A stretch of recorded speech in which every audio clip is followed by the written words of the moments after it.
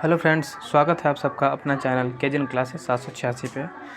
और ये class 10th का केमिस्ट्री का चैप्टर 3 धातु एवं अधातु का आज आप लोग को हम क्वेश्चन आंसर करवाएंगे। चाहे वो लघुत्तरीय हो, अति लघुत्तरीय हो, सारे प्रश्न का हम लोग इसमें सॉल्यूशन हल देखने वाले हैं। ठीक है, तो वीडियो पे लास्ट तक बने रहिए। चलिए अपना स्टार्ट करते हैं क्वेश्चन आंसर। ठीक है,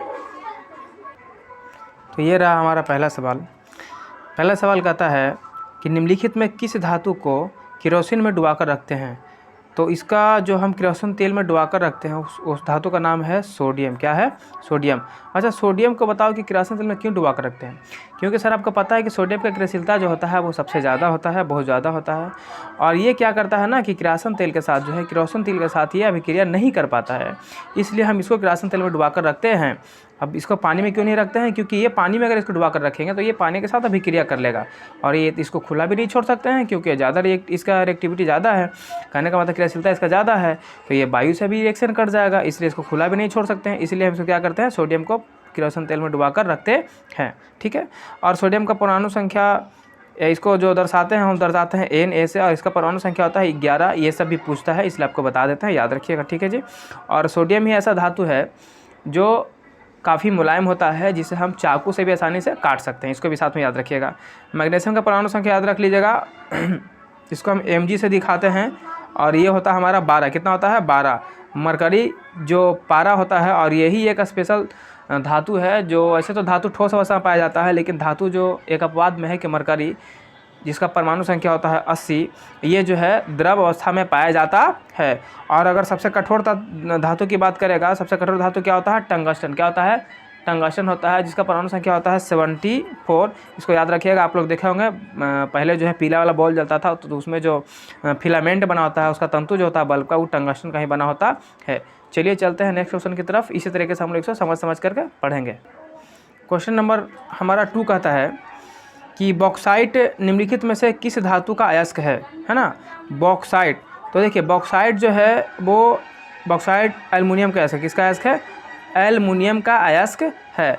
ऐसे एल्युमिनियम का अयस्क है। मुख्य रूप से जो मुख्य अयस्क है वो है बॉक्साइट ही। इसका सूत्र होता है Al2O3 × 2H2O। और इसका एक और होता है कोरंडम, उसका भी होता है Al2O3। ठीक है, और इसका एक और ऑक्साइड होता है, उसका नाम होता है क्रायोलाइट, जिसका सूत्र होता है Na3Al(F6). तो याद रखिएगा आप कि एल्युमिनियम के 3 ऑक्साइड हैं, एक बॉक्साइट हो गया, एक कोरंडम हो गया, एक क्रायोलाइट हो गया। मुख्य रूप से हमारा बॉक्साइट होता है। ठीक है, और इसका जो परमाणु संख्या होता है कितना होता है एल्युमिनियम का? ये 13 होता है। क्या होता है जी? 13 होता है, तो इसको याद रखिएगा। चलिए हम आगे बढ़ते हैं। अगला सवाल हम रहा है कि निम्नलिखित में किस धातु पर वायु का प्रभाव नहीं पड़ता है, यानी वायु का प्रभाव नहीं पड़ता है। सोना। हाँ, तो सोना पे ही क्या पड़ता है हमारे, वायु का प्रभाव नहीं पड़ता। अब क्यों नहीं पड़ता समझा देते हैं। देखो, सोडियम हो गया, लोहा हो गया, तांबा हो गया, इसका जो क्रियाशीलता होता है ना वो सोना की अपेक्षा कम होता है, सॉरी ज़्यादा होता है। क्या होता है? ज़्यादा होता है। इसलिए ये क्या करता है, ये किसी से भी अभिक्रिया कर लेता है। ठीक है, तो और सोना जो होता है इसका क्रियाशीलता बहुत ही कम होता है, जिसके वजह से ये किसी से अभिक्रिया नहीं कर पाता है। इसलिए ये जो है वायु से भी अभिक्रिया नहीं कर पाएगा, इसलिए वायु का प्रभाव इस पर नहीं पड़ता। तो हमारा जवाब हो जाएगा सोना। और सोना जो होता है इसका संकेत होता है Au। और सोना का अगर हम परमाणु संख्या की बात करें तो इसका परमाणु संख्या होता है 79। इसको भी साथ में याद रख लीजिएगा। चलिए चलते हैं नेक्स्ट क्वेश्चन की तरफ। चलिए अगला सवाल हमारा है, निम्नलिखित में कौन सा लवण समुद्री जल में पाया जाता है। आपको अच्छे से पता है कि समुद्र से हम क्या प्राप्त करते हैं जी? नमक प्राप्त करते हैं, जिसका सूत्र क्या होता है? NaCl। ठीक है ना, और ये NaCl ही है जो समुद्र के जल में ये घुलनशील अवस्था में पाया जाता है। तो वो जो लवण होगा, जो समुद्री जल में जो लवण पाया जाता है वो कौन सा पाया जाता है? NaCl। तो हमारा आंसर हो जाएगा NaCl। चलिए आगे देखते हैं 5 नंबर। इनमें किस धातु का विस्थापन उसके लवण के विलयन में लोहा द्वारा होता है। चलिए इस सवाल को हम बताते हैं कि लोहा किसको विस्थापित कर सकता है। तो लोहा उसी को विस्थापित करेगा जिसका क्रियाशीलता लोहा की अपेक्षा कम होगा। तो लोहा से कम होगा तो उसी को यह हटा सकता है। तो हम यहाँ पर जानते हैं कि सर सोडियम का जो क्रियाशीलता है वो बहुत ज़्यादा होता है, पोटेशियम का भी बहुत ज़्यादा होता है, हमारा कैल्शियम का भी बहुत ज़्यादा होता है। तो ऑप्शन में एक ही बचता है तांबा। क्या बनता है? तांबा, जिसका क्रियाशीलता जो होता है और लोहा से कम होता है, इसलिए हमारा आंसर हो जाएगा तांबा। चलिए आपको हम फिगर दिखा के समझा देते हैं। चलिए देखिए, आपको दिखता होगा यहाँ पर, आप देख सकते हैं धातुओं की सक्रियता श्रेणी, मतलब सबसे ज़्यादा सक्रियता किसका है? पोटासियम का है, कैल्शियम का है, फिर आपका सोडियम का है, ठीक है। Potassium, calcium, sodium, magnesium, aluminium, जस्ता, ये इस तरीके से क्रियाशीलता है। जैसे नीचे आ रहे हैं ना वैसे वैसे क्रियाशीलता क्या हो रहा है, घटता जा रहा है। सबसे ज़्यादा होता है क्रियाशीलता सोडियम का, यानी किसी से भी विक्रिया कर लेगा, यहाँ तक कि ठंडे जल से भी विक्रिया कर लेता है, इतना ही खतरनाक होता है। कैल्शियम भी ठंडे जल से विक्रिया कर लेगा, सोडियम भी कर लेगा, ये सब जो होता है ठंडे जल से विक्रिया कर लेता है। ठीक है, यानी यहाँ से लेकर यहाँ तक इतना खतरनाक है कि ठंडा पानी से भी विक्रिया कर लेता है। और ये जो है यहाँ तक हमारा शीशा तक है, मैग्नीशियम से लेकर शीशा तक, ये जल वाष्प से धीरे धीरे विक्रिया करता है। और इसके नीचे आओ तो कॉपर, सोना, पारा, सिल्वर जो है ये बहुत ही अभिक्रियाशीलता में बहुत ही धीमा होता है, मतलब ये किसी से विक्रिया नहीं करता है। ठीक है, ये अस्थिर होता है। यहाँ ध्यान से देखो, हमने बात किया था कि लोहा किसको हटा सकता है, तो सर लोहा से जो नीचे आएगा उसी को वो हटा सकता है। तो ऑप्शन में दिया हुआ था पोटासियम, कैल्शियम और सोडियम, तो ये तीनों तो पक्का नहीं होने वाला है। यहाँ देखो कॉपर यहाँ बैठा हुआ है ना, तो हमारा जवाब वहाँ पर क्या होने वाला है, कॉपर, क्योंकि कॉपर जो है लोहा से नीचे क्रियाशीलता कम है, तो ये हो जाएगा हमारा आंसर। उम्मीद करता हूँ आपको समझ में आ गया होगा कि इसका आंसर तांबा किस प्रकार होगा, क्योंकि लोहा की क्रियाशीलता तांबा से ज़्यादा होता है, इसलिए ये इसको हटा देगा। ऐसे भी सोचो ना यार, जो मजबूत होगा वो कमज़ोर का पक्का मारेगा, तो यहाँ पे लोहा जो है वो क्या है, मजबूत है, और कॉपर जो है वो कमज़ोर है, इसलिए कॉपर को हटा देगा, विस्थापित कर देगा। ठीक है, चलिए चलते हैं नेक्स्ट क्वेश्चन की तरफ। 6 नंबर, निम्नलिखित में कौन सी धातु साधारण ताप पर द्रव रूप में पाया जाता है। देखो क्या बोला, धातु बोला है। ऐसे तो धातु ठोस अवस्था में पाया जाता है, लेकिन धातु ऐसा एक अपवाद है, उसका नाम है मरकरी। क्या है, मरकरी, जो द्रव अवस्था में पाया जाता है। इसको आपको अच्छे से याद रखना। मरकरी का परमाणु संख्या कितना होता है जी, 80। कितना होता है, 80। और लेड को बोलते हैं पीबी यानी सीसा, और ये जो है धातु का मंद सुचालक है, मतलब इसमें बहुत ही कम विद्युत प्रवाह क्या करता है, पास करता है। और सिल्वर जो होता है वो धातु का बहुत ही अच्छा सुचालक है, इसका होता है 47 यानी 47, जिसको हम एजी बोलते हैं। सिल्वर का याद रख लीजिएगा, एजी इसका संकेत हो गया, 47 इसका परमाणु संख्या हो गया। लेड यानी सीसा, सीसा क्या होता है 82। कितना होता है 82, और इसको पीबी से दिखाते हैं। मरकरी को एचजी बोलते हैं, पारा, और यही एक धातु है जो द्रव अवस्था में पाया जाता है। ये सब भी याद रख लीजिएगा, ठीक है, ऐसे पूछता है, ठीक है ना, साइड से इसलिए बता दे रहे हैं आप लोग को। चलिए डिस्कशन करवा के समझा रहे हैं आप लोग को। चलिए चलते हैं नेक्स्ट क्वेश्चन की तरफ। हमारा नेक्स्ट क्वेश्चन है 7 नंबर, निम्नलिखित में कौन विद्युत का सुचालक है। कौन विद्युत का सुचालक है, तो देखिए विद्युत का सुचालक का मतलब जिससे विद्युत पास करेगा, तो जाहिर सी बात है यहाँ पर सारा का सारा धातु दिया, और अधातु जो विद्युत का कुचालक होता है। लेकिन अपवाद एक बताए थे, ग्रेफाइट। क्या बताते हैं, ग्रेफाइट जो होता है वह विद्युत का सुचालक होता है, अधातु होते हुए भी, इसको याद रख लीजिएगा। ठीक है, चलिए चलते हैं नेक्स्ट 8 नंबर, क्रियाशीलता श्रेणी में हाइड्रोजन के नीचे वाली धातुएं। देखो हाइड्रोजन के नीचे आने वाली धातु हम बताते हैं कि हाइड्रोजन के नीचे कौन कौन आता है। हाइड्रोजन के नीचे आता है हमारा पारा, क्या आता है, पारा आता है, चांदी आता है, प्लेटिनम आता है, सोना आता है। और ये सब जो है ना, ये किसी से भी क्रिया नहीं करता है, यहाँ तक कि ना किसी से भी क्रिया नहीं करेगा, ना अम्ल से करेगा, ना क्षार से करेगा, ना जल से करेगा, किसी से भी क्रिया नहीं करेगा। तो जब ये अभिक्रिया नहीं करेगा तो कुछ बनेगा भी नहीं। तो पहला ऑप्शन कहता है कि अम्ल से अभिक्रिया करके हाइड्रोजन आयन बनाता है। हम भैया बोल रहे हैं कि ये अभिक्रिया नहीं करता है, और जब ये अभिक्रिया नहीं करता है तो हाइड्रोजन आयन कहाँ से बनाएगा, नहीं बनाएगा। तो ये पहला गलत। अम्ल से विक्रिया करेगा हाइड्रोजन गैस देगा, जब अम्ल से विक्रिया नहीं करेगा तो ना तो आयन देगा ना ही गैस देगा, कुछ नहीं देगा, तो ये भी गलत। जल के साथ साधारण ताप पर विक्रिया करेगा, नहीं करेगा, बिल्कुल भी नहीं करेगा। तो ऑप्शन नंबर घ, यानी किसी से विक्रिया नहीं करता, नहीं इनमें कोई नहीं, इनमें से कोई नहीं। चलिए 9 नंबर, निम्नलिखित में कौन सी धातु अम्लराज के अलावा किसी अन्य अम्ल में नहीं घुलती है। अम्लराज, अब भैया ये अम्लराज क्या है, अम्लराज क्या, ध्यान से सुनो। बेसिकली अम्लराज जो होता है वो दो अम्ल का मिश्रण है, HCl प्लस HNO3। बोलेगा सर ये क्या है, तो ये दोनों अम्ल है, और यही दोनों का मिश्रण से तैयार होता है अम्लराज। तो बोलेगा सर कितना कितना लेंगे, तो HCl का लेंगे 3 भाग, और HNO3 यानी नाइट्रिक एसिड का लेंगे 1 भाग, यानी इसका 3 भाग HCl, यानी मान के चले अगर 3 ग्राम हम HCl मिला रहे हैं तो 1 ग्राम हमारा क्या रहेगा, HNO3 रहेगा। तब जाके इसको मिलाएंगे तो हमारा बनेगा अम्लराज। और ये अम्लराज में कौन घुलता है, तो ये घुलता है सोना। कौन घुलता है, सोना, क्योंकि ये सोना ही है जो सिर्फ अम्लराज में गल सकता है और कहीं भी नहीं गलेगा। क्योंकि देखो तुम लोग देखता होगा सोनार लोग के पास इंसान जाता है सोना लेकर के कि भैया इसको ये बना दो वो बना दो, तो वह क्या करता है अम्लराज में इसको डालता है और उसको गलाता है, गला करके फिर इसको जो बनाना रहता है उसे बनाता है। हाँ ये बात अलग है कि अम्लराज में डालने के बाद जो है उसका वजन सोना का थोड़ा घट जाता है, भार में उसकी कमी आती है, क्योंकि ये क्या करता है कि ऊपरी परत को ये नोच लेता है, गायब कर देता है। तो क्षरण तो थोड़ा सा होगा ही, तो वजन क्या होगा इसका, घटेगा। लेकिन पूछेगा कि अम्लराज, जिसको इंग्लिश से बोलते हैं एक्वा रेजिया। क्या बोलते हैं? Aqua regia. तो ये सिर्फ सोना ही है। अच्छा, सोना अगर मान के चलो कि सिर्फ हम एसिड में डालेंगे तो क्या घुलेगा? बिल्कुल नहीं घुलेगा। सिर्फ एचओ3 में डालेंगे तो घुलेगा? बिल्कुल भी नहीं घुलेगा। यानी ये दोनों का मिश्रण बना है तो बना है अम्लराज, और ये अम्लराज में सिर्फ घुल सकता है। वही बोलता है कि अम्लराज के अलावा किसी अन्य में नहीं घुलेगा। ऐसा कौन है? ये सोना। कौन है? सोना। इसको याद रखिएगा। चलिए चलते हैं नेक्स्ट की तरफ। चलिए 10 नंबर सवाल, निम्नलिखित में किस विधि द्वारा लोहे की कढ़ाई को जंग लगाने से बचाया जा सकता है? तो जंग लगाने से बचाने का हम बहुत सारे उपाय बताते हैं, लेकिन यहाँ लोहा का कढ़ाई है तो कढ़ाई भैया आग पर चढ़ता है, तो अगर हम उसका रंगैया करते हैं तो भैया वो तो पेंट जलेगा ही। ग्रीज का लेपन मारेंगे तो वो भी जल जाएगा जब आग लगा तो हम क्या करते हैं? जस्ता का परत चढ़ा देते हैं, क्योंकि हमको पता है कि जो लोहा होता है ना, लोहा का अभिक्रिया जस्ता की अपेक्षा कम होता है, तो जो भी पहले आएगा तो पहले जस्ता अभिक्रिया कर लेगा, तो लोहा सेफ रहेगा, लोहा बचा हुआ रहेगा। इसलिए हम जस्ता की परत चढ़ा करके लोहे की कढ़ाई को जंग लगने से बचा सकते हैं। नेक्स्ट सवाल, खाद्य पदार्थ रखे जाने वाले कनस्तर पर टीन का लेप चढ़ाया जाता है, जस्ता का लेप नहीं, क्यों? देखो, तो इसका हो जाएगा हमारा, जस्ता टीन से अधिक महंगा होता है तो ये नहीं होगा। जस्ता का द्रव्यमान टीन से अधिक होता है तो नहीं, ये भी नहीं होगा। जस्ता टीन से अधिक क्रियाशील होता है तो हाँ, जस्ता का जो क्रियाशीलता होता है वह टीन से ज़्यादा अधिक होता है ना, इसलिए क्या करेगा, इसीलिए जो है हम क्या करते हैं कि वहाँ पर जस्ता का नहीं चढ़ाते हैं, किसका चढ़ाते हैं? टीन का चढ़ाते हैं, ताकि हमें कोई नुकसान नहीं हो सके। ठीक है, तो इसका आंसर हो जाएगा ग नंबर। चलिए हम चलते हैं नेक्स्ट क्वेश्चन की तरफ। हमारा अगला सवाल है 12 नंबर।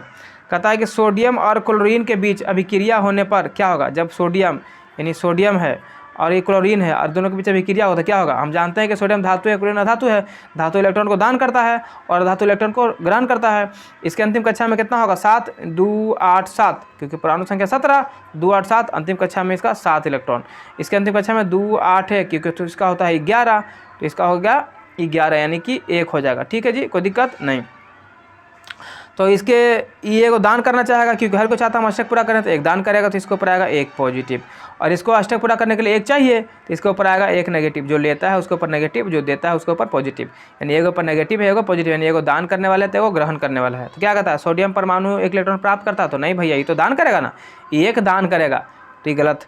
सोडियम परमाणु 1 इलेक्ट्रॉन खोकर धनायन बनाता, तो हाँ, ये 1 इलेक्ट्रॉन दान करेगा तो धनायन बनाएगा, तो ये बिल्कुल सही जवाब। चलिए चलते हैं नेक्स्ट क्वेश्चन की तरफ।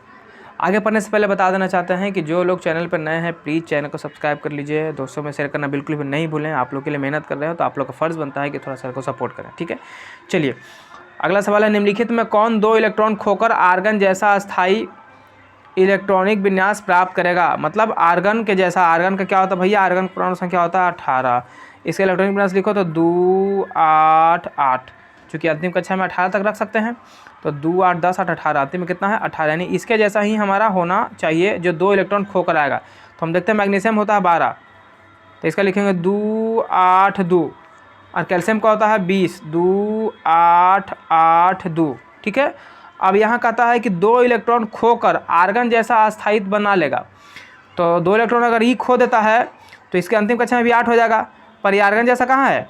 आर्गन देखो 1, 2, इस पर 3 कक्षा है, पर यहाँ 2 ही कक्षा आ रहा है, तो ये तो होगा नहीं।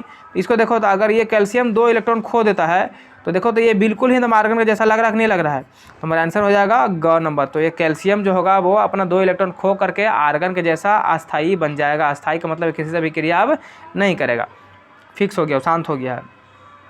14 नंबर, वह परमाणु जो अपने संयोजी इलेक्ट्रॉन का त्याग आसानी से कर देता है वो क्या कहलाता है? देखो, जो इलेक्ट्रॉन को त्यागता है उसके ऊपर पॉजिटिव आता है। क्या आता है? पॉजिटिव। पॉजिटिव को हिंदी में बोलते हैं धन। क्या बोलते हैं? धन, यानी कि वो हो जाएगा विद्युत धनात्मक। क्या हो जाएगा?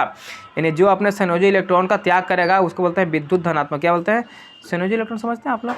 नहीं समझते हैं? किसी भी इलेक्ट्रॉनिक विन्यास के जो अंतिम कक्षा में जब परमाणु की संख्या होता है उसको बोलते हैं संयोजी इलेक्ट्रॉन। तो यहाँ पर इसका संयोजी इलेक्ट्रॉन कितना है? 8 है। इसका कितना है? 2 है। इसका कितना है? 8 है। और अष्टक पूरा करने के लिए जितना इलेक्ट्रॉन लेगा या देगा तो यही ग्रहण और त्यागे के संख्या इलेक्ट्रॉन की संख्या को बोलते हैं इलेक्ट्रॉन, उसका संयोजकता। क्या बोलता है? संयोजकता। पर यहाँ बोला संयोजी इलेक्ट्रॉन, यानी जो अंतिम कक्षा में रहेगा वही उसका हो जाएगा संयोजी इलेक्ट्रॉन। ठीक है जी, चलिए अब चलते हैं हम अपने नेक्स्ट क्वेश्चन की तरफ। 15 नंबर पर, तत्व ए का इलेक्ट्रॉनिक विन्यास देखो 2, 8, 6 दिया है, और तत्व बी का इलेक्ट्रॉनिक विन्यास दिया है 2, 8, 8, 1।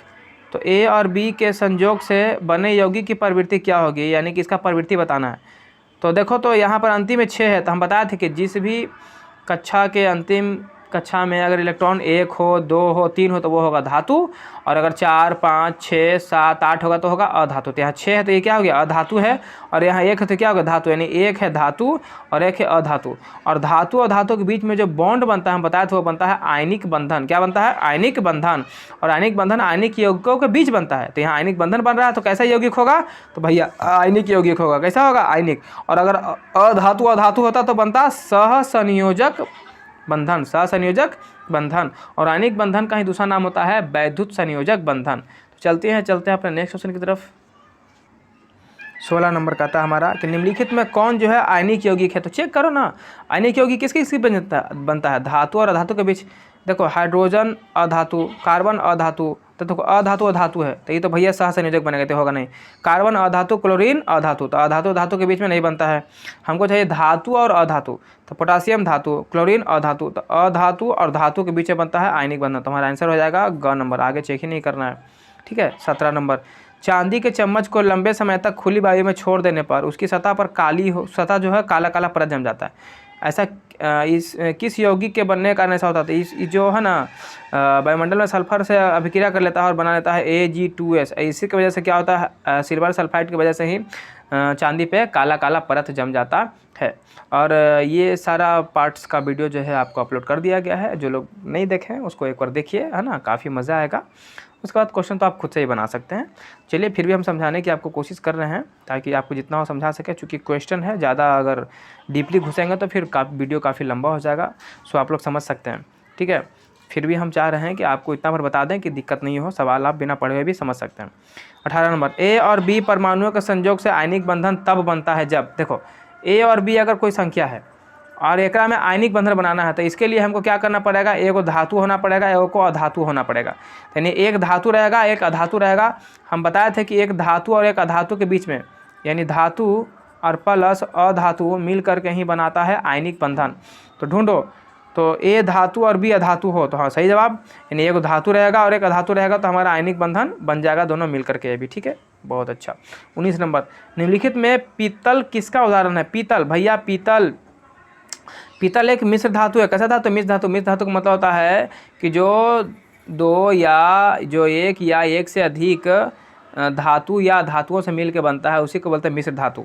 तो पीतल का ट्रिक बताते हैं, पिताजी, पी से पीतल, त से तांबा, जी से जस्ता, यानी कि पीतल जो होता है वह तांबा और जस्ता से मिल के बनता है, इसीलिए इसको बोलते हैं मिश्र धातु। कैसा धातु है जी, मिश्र धातु है। उम्मीद करता हूँ समझ में आ रहा होगा और काफ़ी अच्छे समझ में आ रहा होगा, इसलिए चैनल को लाइक कीजिए, सब्सक्राइब कीजिए, दोस्तों में तो शेयर करना बिल्कुल भी नहीं भूलें, आप लोग थोड़ा सपोर्ट कीजिए। चलिए चलते हैं अपने नेक्स्ट क्वेश्चन की तरफ। हमारा अगला जो सवाल है वो है रिक्त स्थानों की पूर्ति करें। पहला कहता प्राकृतिक में क्रियाशील धातुएं में नहीं पाई जाती है, तो किस अवस्था, ये मुक्त अवस्था में। क्या लिखना है वहाँ पर, मुक्त अवस्था में, यानी जो क्रियाशील धातु होता है ना वो मुक्त अवस्था में आपको कभी भी नहीं मिलेगा। जैसे हम आपको बताते क्रियाशीलता वाले में पोटासियम हो गया, कैल्शियम हो गया, सोडियम हो गया, मैग्नीशियम हो गया, एल्युमिनियम हो गया, है ना, ये इस तरीके से बढ़ते जाएगा। जस्ता हो गया, लोहा हो गया, टीन हो गया, शीशा हो गया, हाइड्रोजन हो गया, पारा हो गया, उसके बाद तुम्हारा जा करके चांदी हो गया, प्लेटिनम हो गया, सोना हो गया, ये सब क्रियाशीलता के आधार पर अभी आपको दिखाए थे फोटो, उसी को हम यहाँ पे बता रहे हैं। तो ये पोटासियम, कैल्शियम, सोडियम जो है ये बहुत ज़्यादा क्रियाशील है, ये इतना खतरनाक क्रियाशील है कि ये ठंडा पानी से भी क्रिया कर लेता है। कहने का मतलब है कि ये कभी अकेले रह ही नहीं सकता है। मेरा कहने का मतलब है कि ये मुक्त अवस्था में तुमको मिलेगा ही नहीं। ये एक प्रकार से आतंकवादी है, जैसा आतंकवादी जहाँ भी जाता है ना मारधार शुरू करता है ना, क्या, और आतंकवादी कभी भी अकेले नहीं चलता है। तो ऐसा समझो कि ये आतंकवादी है, ये जिधर भी देखेगा उसको मारेगा, मतलब ये किसी से भी मिलेगा ना तो ये भी क्रिया कर लेता है। इसीलिए इसको किरासन तेल में डुबा कर रखते हैं। ये पानी में जाएगा, पानी से भी क्रिया करेगा, हवा में जाएगा, हवा से भी क्रिया कर लेगा। तो ये बड़ा ही खतरनाक होता है, इसलिए ये मुक्त अवस्था में कभी भी नहीं होता है। तो याद रखिए क्रियाशील धातु हमेशा मुक्त अवस्था में नहीं पाई जाती है ना, हमेशा ये किसी के साथ में रहेगा। अयस्कों के सांद्रण के लिए विद्युत चुम्बकीय विधि प्रयुक्त होती है। कौन सा अयस्क का हम अगर सांद्रण करेंगे विद्युत चुम्बकीय विधि से, देखो विद्युत चुम्बकीय विधि है, चुम्बकीय मतलब जो चुम्बक को चिपक जाए, तो ऐसा, तो यहाँ पर जो चुम्बकीय अयस्क होगा उसका यहाँ पर हम सांद्रण कर लेंगे विद्युत चुम्बकीय विधि से, ताकि जो चुंबक वाला जो गुण जो रखता है, प्रवृत्ति रखता हो, जैसे मान लो लोहा चिपक जाता है ना, कॉपर ये सब चिपकता है, निकल वगैरह चिपकता है, ये सब रहेगा तो इसमें चिपक जाएगा, उस सबको इसी विधि से हम, उस सब अयस्क का हम इसी विधि से सांद्रण कर लेंगे। तो यहाँ पर हो जाएगा चुम्बकीय, क्या बनाएगा, चुम्बकीय। यहाँ चुम्बकीय अयस्क के सांद्रण के लिए विद्युत चुम्बकीय विधि प्रयुक्त होता है। अगला सवाल 3 नंबर, विद्युत का सर्वोत्तम चालक है। विद्युत का सर्वोत्तम चालक हो, देखो विद्युत का चालक तो ऐसे धातु होता है, क्या होता है धातु, जितना भी धातु है सब विद्युत का क्या होता है सुचालक होता है। लेकिन यहाँ बोला सर्वोत्तम मतलब सबसे अच्छा चालक, तो सबसे अच्छा चालक होता है सिल्वर यानी चांदी, जिसको हम बोलते हैं Ag। क्या बोलते हैं Ag। Ag जो होता है वो बहुत ही अच्छा और काफ़ी अच्छा और बहुत ही सर्वोत्तम चालक होता है। चलिए चलते हैं अपने, और Ag का याद रखिएगा परमाणु संख्या 47। ठीक है, 4 नंबर, धातुओं में डैश विद्युत का सबसे मंद चालक होता है। मतलब ऐसा कौन सा धातु, ऐसे तो धातु अच्छा चालक होता है विद्युत का, लेकिन ऐसा कौन सा चालक है जो मंद होता है, मतलब काफ़ी धीमा होता है, तो वो होता है पारा। कौन होता है, सीसा। क्या होता है सीसा, पीबी, सॉरी पीबी बोले तो सीसा का होता है परमाणु संख्या 82। कहता होता है 82। सीसा जो होता है ना ये विद्युत का सबसे मंद चालक होता है, इसको याद रखना है आपको। 5 नंबर, अयस्कों में उपस्थित अपद्रव्यों को, जो अयस्क में जो अपद्रव बोले तो बेकार पदार्थ, जो भी बेकार पदार्थ अयस्क में पाया जाता है उसको हम क्या बोलते हैं, उसको बोलते हैं गैंग। क्या बोलते हैं, गैंग। अभी मारपीट वाला गैंग नहीं है भाई साहब, गैंग का मतलब होता है बेकार पदार्थ। जैसे कहने का मतलब है कि मिट्टी का कण हो गया, पत्थर का टुकड़ा हो गया, जैसे छोटा छोटा कंकर वगैरह, ये सब आपको अयस्क के साथ में मिलता है, उसी को बोलते हैं गैंग। क्या बोलते हैं, गैंग। तो यहाँ क्या भरा जाएगा, गैंग। 6 नंबर, किसी धातु का मरकरी के साथ बना समांग मिश्रण क्या कहलाएगा, तो ये कहलाएगा अमलगम। क्या कहलाएगा, अमलगम। यानी मान सुनिए, अगर किसी भी धातु का मरकरी के साथ अगर अभिक्रिया करते हैं तो वो बनाता है अमलगम। क्या बनाता है, अमलगम। जैसे मान लो सोडियम को हम मरकरी से मिला दें तो बनेगा सोडियम अमलगम। अगर मान लो हम मैग्नीशियम का मरकरी से बना रहे हैं, साथ अभिक्रिया कर रहे हैं, तो बोलेंगे मैग्नीशियम अमलगम। यानी जिस धातु के साथ बनाएंगे उसी का अमलगम बन जाएगा। उम्मीद करते हैं समझ में आ रहा होगा। चलिए चलते हैं नेक्स्ट क्वेश्चन की तरफ। 7 नंबर कहता है कि लोहे का जस्तीकरण कर देने से उसका नहीं होता है। देखो जस्तीकरण हम कब करते हैं, तो लोहा के संक्षारण को बचाने के लिए, यानी कि लोहे का जस्तीकरण कर देने से उसका संक्षारण नहीं होता है। क्या नहीं होता है, संक्षारण। यानी उसका संक्षारण नहीं होगा, मतलब उसका क्षरण नहीं होगा। और आप जानते हैं कि लोहा को संक्षारण के लिए 2 चीज़ का होना बहुत ही ज़रूरी है, एक तो ऑक्सीजन और एक नमी यानी जलवाष्प। ठीक है, इसका होना बहुत ही ज़्यादा ज़रूरी है। 8 नंबर हमारा सवाल कहता है कि सोडियम एवं पोटासियम धातु है। तो देखो सोडियम और पोटासियम जो है ना वो एक क्षार धातु। कैसा धातु है, क्षार, है ना। अब बोलेगा सर ये समझ में नहीं आया, तो इस समझ में नहीं आया कोई दिक्कत नहीं, समझ में आपको आगे हम पढ़ाएंगे पीरियोडिक टेबल यानी आवर्त सारणी, उसके बारे में बताएंगे। आवर्त सारणी में टोटल आपको पता है कि 18 गो वर्ग होता है, 7 गो आवर्त होता है। और जो सबसे पहला वर्ग होता है ओकरा में आता है hydrogen, lithium, sodium, potassium, rubidium, है ना, सीजियम, फ्रांसियम, ये सब आता है। इसका ट्रिक भी है, हलीना करे रब से फरियाद। और इसी ई वाला जो पहला वर्ग होता है उसको बोलते हैं क्षारीय धातु। क्या बोलते हैं, क्षारीय धातु। और ये पहला ही वर्ग में आता है सोडियम और पोटासियम, इसलिए हम इसको बोलते हैं क्षार धातु। क्या बोलते हैं, क्षार धातु। चलिए चलते हैं आगे हम। अगला सवाल हमारा 9 नंबर का आता है कि जिंक कार्बोनेट को हम क्या करेंगे तो वो जिंक ऑक्साइड और CO2 में बदलेगा। तो हमने बताया था कि देखो जिंक कार्बोनेट के साथ आप क्या कर सकते हैं, तो हम इसको बदलते हैं, जिंक कार्बोनेट को बदल रहे हैं धातु के ऑक्साइड में। और ऑक्साइड में बदलने के लिए हम 2 तरीका अपनाते हैं, एक तो भर्जन करते हैं, एक तो निस्तापन करते हैं। भर्जन किसका करते हैं, भर्जन उसका करते हैं जिसके अंतिम में सल्फर यानी एस होता है, सल्फाइड एस का हम भर्जन करते हैं। और बाकी कार्बोनेट हो गया यानी CO3 जिसके अंत में आ गया, फास्फोट आ जाएगा, PO4 आ जाएगा, ऑक्साइड आ जाएगा, इस सबका करते हैं निस्तापन। क्या करते हैं, निस्तापन। तो याद देखो CO3 यानी कार्बोनेट है तो इसका करेंगे हम निस्तापन। क्या करेंगे, निस्तापन में क्या होता है सर, तो ऑक्सीजन की अनुपस्थिति में, किसके उपस्थिति में, ऑक्सीजन की अनुपस्थिति में हम क्या करते हैं कि किसी भी अयस्क को उसके गलनांक से कम ताप पर उसको गर्म करते हैं बस। तो गर्म करने पर वो क्या करता है, वो धातु के ऑक्साइड में परिवर्तित हो जाता है और CO2 गैस निकालता है, तो इसका करेंगे निस्तापन। और यहाँ देखो यहाँ सल्फर है अंतिम में, तो जिसका लास्ट में होता है सल्फर, सल्फाइड अयस्क का हम करते हैं भर्जन। क्या करते हैं, भर्जन। भर्जन में क्या करते हैं कि हम ऑक्सीजन देते हैं, यानी इसका क्या हो जाएगा सर, ऑक्सीजन की उपस्थिति में किसी भी अयस्क को उसके गलनांक से कम ताप पर गर्म करने की प्रक्रिया को क्या कहते हैं, भर्जन करते हैं। इस प्रकार हमको धातु का ऑक्साइड प्राप्त हो जाता है। तो यहाँ पर क्या कर रहे हैं, भर्जन कर रहे हैं, यहाँ पर क्या कर रहे हैं, निस्तापन कर रहे हैं। ठीक है, उम्मीद करते हैं समझ में आ रहा होगा। ये सारा चीज़ बहुत अच्छे से समझाए हैं आपको वीडियो में, आप वीडियो ढूंढिए। और वीडियो मेरा पड़ा हुआ है, लगभग 6 पार्ट में वीडियो बनाया है इस चैप्टर का, और वो पार्ट बाय पार्ट बहुत अच्छे से समझाया गया। आप 3 या 4 पार्ट में आपको ये वीडियो मिलेगा, आप वहाँ जाकर देख लीजिए, समझ में आ जाएगा। 11 नंबर, उत्कृष्ट गैसें होती है। भैया उत्कृष्ट गैस जो होता है जिसको हम नोबेल गैस ही बोलते हैं, अक्रिय गैस बोलते हैं। अक्रिय मतलब ये किसी से क्रिया नहीं करेगा, तो उत्कृष्ट गैस जो होता है वो अक्रिय होता है, यानी अक्रियाशील होता है। क्या होता है, अक्रियाशील यानी अक्रिय होता है। क्या होता है, अक्रिय मतलब ये किसी से माने नहीं है, क्रिया माने क्रिया, यानी ये किसी से क्रिया नहीं करता है, कोई दिक्कत नहीं। एक परमाणु से दूसरे परमाणु में इलेक्ट्रॉन के स्थानांतरण से बने यौगिक, यानी कि हम आपको बताए थे एक आयनिक बंधन, क्या बताते हैं? आयनिक बंधन। और आयनिक बंधन जो होता है वो इलेक्ट्रॉन के स्थानांतरण, पूर्ण स्थानांतरण के फलस्वरूप ही बनता है। तो जहाँ पे स्थानांतरण होगा वहाँ बनेगा आयनिक बंधन, और उस जिसके बीच बनता है उसको बोलते हैं आयनिक यौगिक। यहाँ पर क्या हो जाएगा हमारा? आयनिक, यानी यहाँ पर कैसा यौगिक कहलाएगा? तो आयनिक यौगिक कहलाएगा। और इलेक्ट्रॉन के साझा के फलस्वरूप कौन सा यौगिक बनाता है भैया? तो वो बनाता है सहसंयोजक यौगिक। पर यहाँ पर स्थानांतरण हो रहा है तो स्थानांतरण होता है आयनिक यौगिक में। ठीक है जी, चलिए चलते हैं नेक्स्ट क्वेश्चन की तरफ। चलिए, हमारा अगला सवाल है 13 नंबर। वैद्युत संयोजक यौगिक जल में प्रायः, देखो जो वैद्युत संयोजक यौगिक होता है, कौन सा यौगिक? वैद्युत संयोजक यौगिक, वह जल में प्रायः घुलता है कि नहीं घुलता है, किंतु जो वैद्युत संयोजक, वैद्युत संयोजन किसका नाम है भैया? तो ये है आयनिक यौगिक का। कौन सा? और आयनिक यौगिक जो होता है वह जल में घुलता है। तो ये जल में प्रायः क्या होता है? प्रायः घुल जाता है, जल में घुलता है। लेकिन हम बताते हैं कि कार्बनिक, जैसे फिनॉल वगैरह हो गया, तो कार्बनिक यौगिक में ये नहीं घुलता है ना। विलायक में अघुलनशील होता है। क्या होता है? यहाँ पर आएगा अघुलनशील, है ना। यहाँ पर हो जाएगा घुलनशील, प्रायः घुलनशील होता है, किंतु कार्बनिक विलायकों में अघुलनशील होता है। लेकिन लेकिन लेकिन लेकिन लेकिन लेकिन लेकिन लेकिन लेकिन सॉरी, आपको दिखा नहीं होगा, चलिए अब दिख रहा होगा। क्या बता रहे थे? आयनिक यौगिक जो होता है, यानी कि जिसको हम वैद्युत संयोजक यौगिक बोलते हैं, वो जल में घुलता है किंतु कार्बनिक विलायकों में नहीं घुलता है। लेकिन आपको सहसंयोजक यौगिक होगा, वह जल में नहीं घुलेगा किंतु कार्बनिक यौगिक में घुल जाएगा। इसको याद रख लीजिएगा। 14, दो परमाणुओं के बीच दो दो इलेक्ट्रॉन का साझा होने पर क्या बनता है भैया? दो परमाणुओं के बीच अगर दो दो इलेक्ट्रॉन का साझा हो रहा है, जैसे हम मान लेते हैं ऑक्सीजन लेते हैं, इसके अंतिम कक्षा में होता है 6, यानी इसको 2 को चाहिए, इसको भी 2 को चाहिए, तो 2 को जा रहा है। तो यहाँ पर डबल बॉन्ड बन रहा है। क्या बन रहा है? डबल बॉन्ड, यानी दो परमाणुओं के बीच दो दो इलेक्ट्रॉन का साझा होने पर द्विबंध बनता है। कैसा बंध बनता है? द्विबंध बनता है। कैसा बंध? द्विबंध। CO2 एक यौगिक है। CO2 कैसा यौगिक है? तो पहचानो। C कार्बन अधातु, ऑक्सीजन अधातु, और अधातु अधातु के बीच में बनता है सहसंयोजक यौगिक, सहसंयोजक बंधन बनता है। तो इसलिए कैसे यौगिक हो जाएगा? सहसंयोजक बंधन बना रहा है, मतलब सहसंयोजक यौगिक बना रहा है। यहाँ पर हो जाएगा सहसंयोजक यौगिक।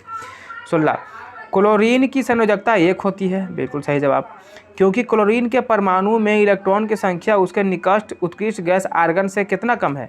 तो देखो 2, 8, 7, ये है क्लोरीन का इलेक्ट्रॉनिक विन्यास।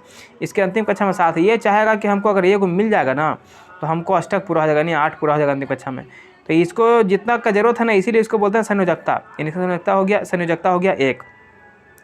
और आर्गन का होता है 2, 8, 8, यानी इसको अंतिम में 8 पुराने के लिए इसको 1 को घट रहा है ना, यानी आर्गन के लिए इसको 1 कम है। तो यहाँ पर क्या हो जाएगा? इलेक्ट्रॉन की संख्या उसके निकट उत्कृष्ट गैस आर्गन से 1 कम होती है। क्या होती है? 1 कम होती है। अब हम देख लेते हैं अपना सही और गलत करने वाला। हमारा जो अगला सवाल है, सही गलत का चयन करें। कहता धातुएं चमकीली तथा तन्य होती है। जो धातु होता है वो चमकीला होता है और क्या होता है? तन्य होता है। तो बिल्कुल सही बात है। चमकीला मतलब धातु में चमक तो पाया ही जाता है, और तन्य का मतलब उसको हम खींच करके लंबा कर सकते हैं, यानी कि उसका तन्यता का गुण पाया जाता है। तो ये सही है, ये सही है। दूसरा, धातुएं विद्युत का कुचालक होता है। बिल्कुल गलत बात है भाई, धातु तो विद्युत का सुचालक होता है ना, तो ये हमारा हो गया गलत। धातु विद्युत का कुचालक नहीं होता, बल्कि क्या होता है? सुचालक होता है। तो इसको याद रखना है। अधातुएं प्रायः